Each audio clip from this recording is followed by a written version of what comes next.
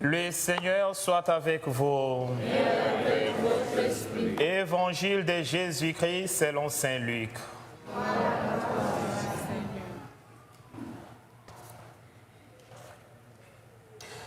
Il arriva que Jésus, en un certain lieu, était en prière. Quand il eut terminé, un de ses disciples lui demanda, « Seigneur, apprends-nous à prier. » Comme Jean le Baptiste, lui aussi l'a appris à ses disciples.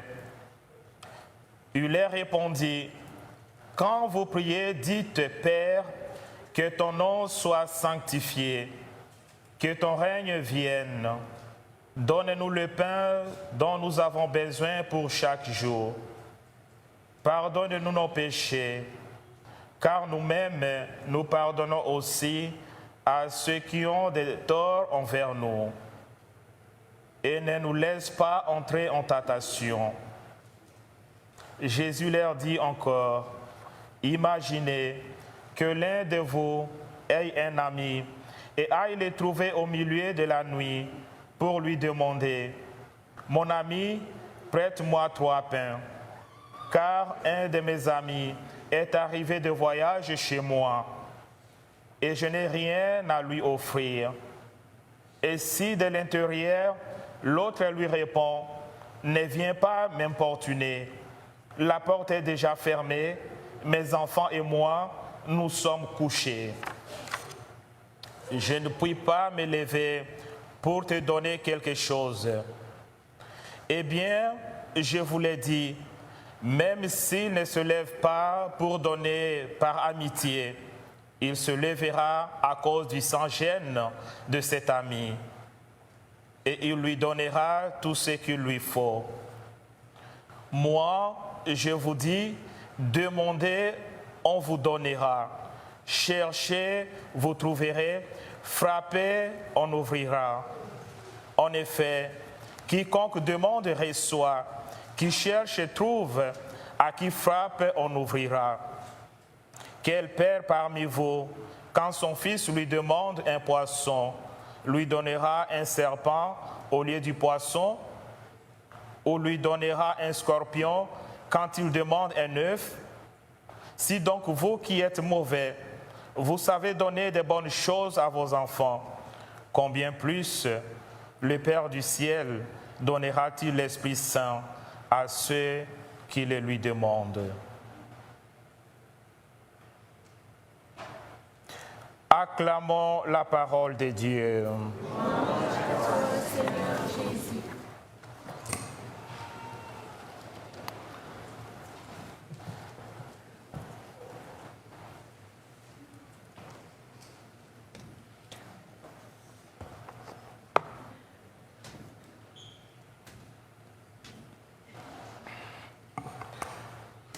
Chers frères et sœurs dans le Christ, réunis ce matin autour de Jésus dans cette célébration eucharistique où nous célébrons le 17e dimanche du temps ordinaire, premièrement pour lui dire merci, lui présenter de notre reconnaissance pour sa protection divine durant toute la semaine, mais aussi lui demander des grâces nécessaires pour continuer notre cheminement vocationnel, notre cheminement chrétien vers le royaume des cieux. Et aujourd'hui, à travers la lecture de l'Évangile et la première lecture, nous pouvons constater que le thème central, c'est la prière. C'est autour de la prière que Jésus veut nous enseigner ce matin. Et en préparant mon homélie, je me suis posé tant de questions. J'ai dit, mais Jésus est fils de Dieu. Jésus est Dieu. Est-ce qu'il avait besoin de prière dans sa vie?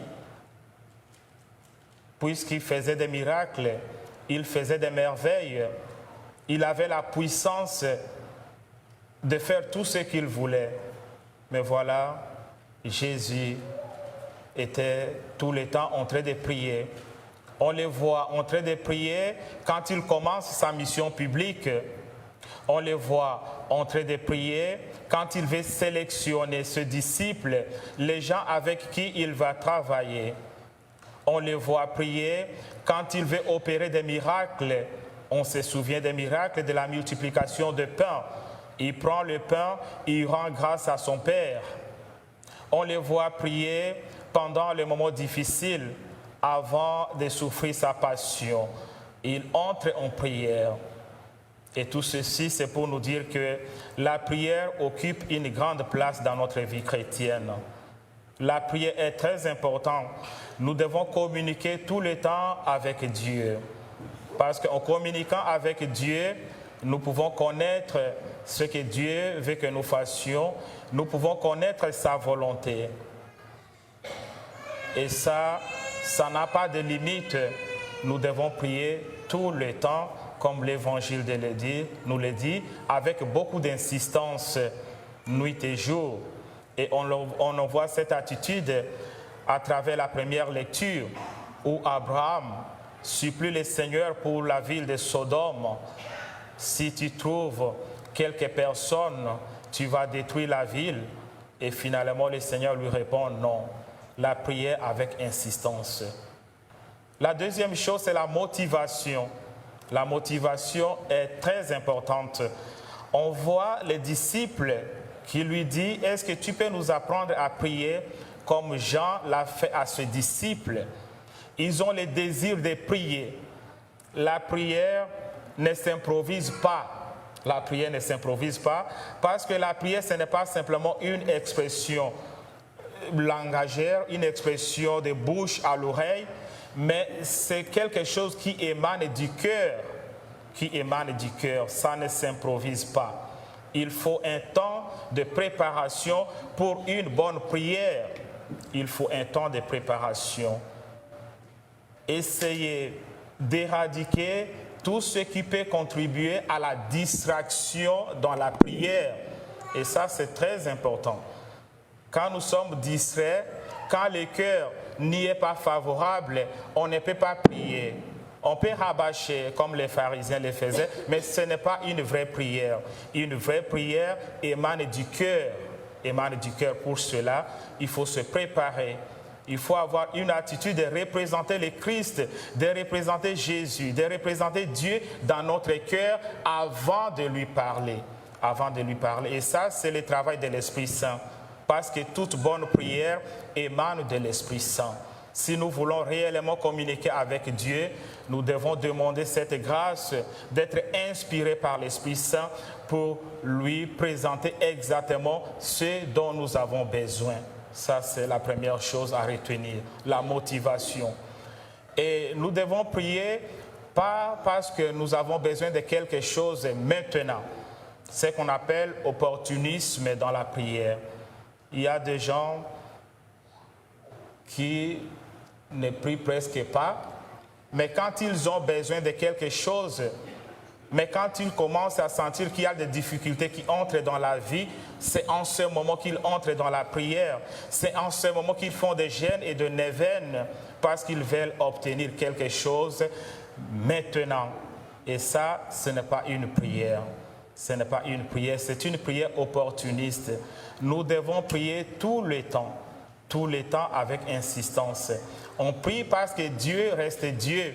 Nous prions parce que nous sommes créés à l'image et à la ressemblance de Dieu. Nous prions parce que le Seigneur nous aime. Il nous a sélectionnés d'être parmi ceux qui écoutent sa parole. Le fait de venir ce matin pour lui dire merci, ce n'est pas un hasard. C'est le Seigneur qui t'a sélectionné. C'est le Seigneur qui t'a donné la force, la grâce de venir lui dire merci.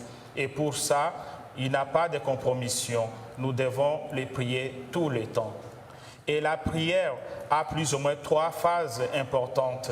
La première chose, c'est la phase fraternelle.